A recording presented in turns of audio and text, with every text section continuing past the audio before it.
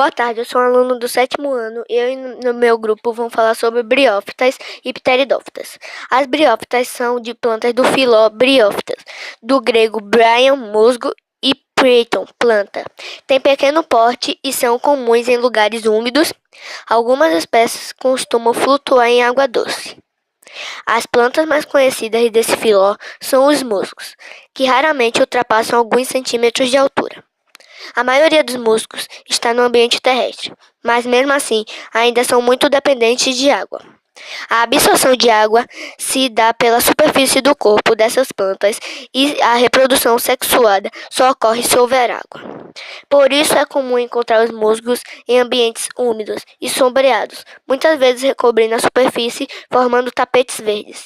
Vou falar agora a estrutura dos musgos. Os musgos não apresentam raiz, caule e folhas. Verdadeiros, apenas estruturas mais simples, denominadas de rizoides, que fixam o vegetal ao substrato, cauloide, que dá sustentação à planta, e filoides, que estão responsáveis pela fotossíntese.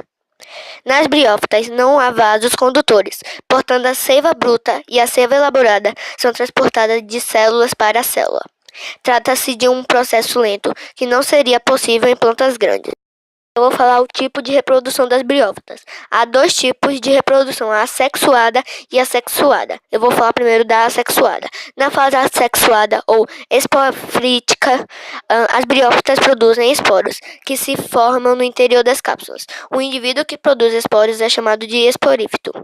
As cápsulas se abrem quando o ambiente está muito úmido, ou quando gotas de chuva as tocam e lançam os esporos. Ao caírem no solo, os esporos germinam e dão origem a um novo organismo, que é chamado de gametofito. A etapa da reprodução assexuada também é conhecida como fase gametofítica.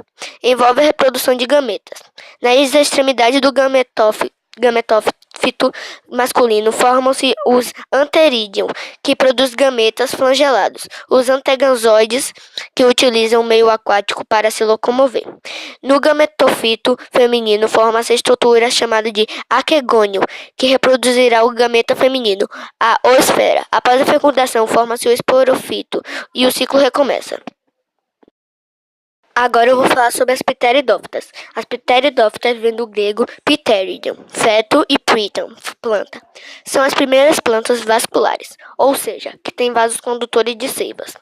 Além de auxiliar na sustentação, os vasos condutores possibilitaram uma melhor eficiência nos transportes de seiva bruta, água e sais minerais absorvidos pelas raízes, e de seiva elaborada, água e açúcares produzidos na fotossíntese. Ainda muito dependentes de água para a reprodução, as pteridófitas vivem melhor em ambientes úmidos e poucos iluminados. Geralmente instalam-se sobre troncos e árvores. Sem parasitá-las, as pteridófitas não produzem sementes ou flores. As pteridófitas mais conhecidas são as samambaias, as avencas e as cavalinhas. Durante o período carbonífero, entre 285 e 360 milhões de anos atrás, essas plantas formaram florestas imensas com exemplares que alcançavam vários metros de altura. Vou falar agora a estrutura das pteridófitas. As pteridófitas apresentam estrutura básica de raiz, caule, folhas e verdadeiros. Nas samambaias, o caule é chamado de rizoma e quase sempre subterrâneo ou se desenvolve sobre o solo. As folhas jovens, ainda em fase de broto, têm formato enrolado e são chamadas de bacôlos. Vou falar agora sobre o ciclo de reprodução das pteridófitas. O ciclo reprodutivo das pteridófitas também envolve a alternância de gerações, uma fase assexuada e outra já sexuada. Vamos utilizar o ciclo reprodutivo da samambaia como exemplo. O indivíduo adulto, esporofito, produz esporos na face interior da folha, em estruturas chamadas esporângios. Os esporângios agrupam-se em soros.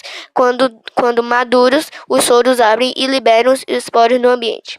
Quando caem em terra úmida, os esporos brotam, produzindo uma pequena planta em forma de coração, chamado de prótalo, produzindo que é gametofito, e nessa estrutura que correrá a fase assexuada de reprodução, assim como nas briófitas, a formação de aquegônio, estrutura que produz as gametas femininas, osfera, e anterídeo, que produz o gameta masculino, anterozoides. O protalo, no entanto, é a hermafrodita. O mesmo protalo produz os dois tipos de gameta. Na presença de água, os antezoides nadam até a osfera e ocorre a fecundação, formando o embrião que dará origem a um esporofito jovem nas pteridófitas, a fase duradoura e esporofítica. Eu quero agradecer a ajuda de Cauê e Léo que me ajudaram a fazer esse vídeo de forma indireta, dando ideias do que botar no vídeo e de como falar. E eu também quero agradecer ao professor Fábio por ter me ensinado sobre essas plantas. Obrigado, professor Fábio, por ser meu professor e da gente. Obrigado. De todos nós. Obrigado.